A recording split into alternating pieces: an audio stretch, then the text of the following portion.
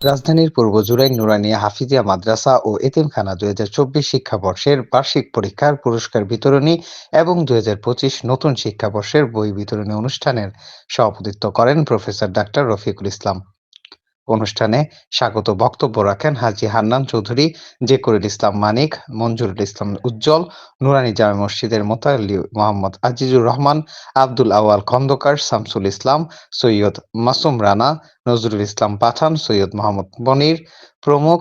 নতুন বছরে শিক্ষার্থীদের প্রথম সবক ও মোনাজাত পরিচালনা করেন মাদ্রাসার মুহতামিম মুফতি হাবিবুল্লাহ ফরিদী। দোয়া শেষে শিক্ষার্থীদের মধ্যে পুরস্কার বিতরণ করা হয়। অনুষ্ঠানটির সঞ্চালনার দায়িত্বে ছিলেন মাওলানা আমির বিন সালাম নগরী।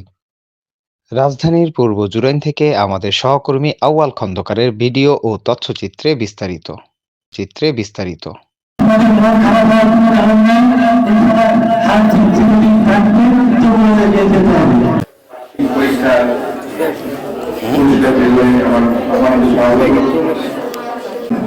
এবং কোরআনের সকলে ছড়িয়ে যাবে। খেয়াল করেছি কি বলবেন, সময় খুব কম। আমি এই মাদ্রাসার ওই শিক্ষার্থীদের ভবিষ্যৎ সফলতা কামনা করে এখানে আমার বক্তব্য আমরা যা করছি বছর এক নম্বর হয়েছে ইনশাআল্লাহ বলতে পারি এটা যে আমাদের মাদ্রাসা পরিচালনা কমিটির দীর্ঘদিন একটু বেহাল অবস্থায় ছিল।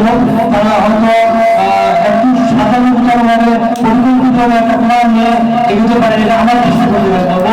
আমরা নতুন মাদ্রাসা ভবনে গেলে আমরা সুরের কথা সঙ্গে আমরা নতুন আঙ্গিকে নতুন পাঠ্যক্রম করে আপনাদেরকে নতুন ভাবে আধুনিক শিক্ষা ব্যবস্থা চালু করলে আমরা এটা অর্ডার করতে পারি।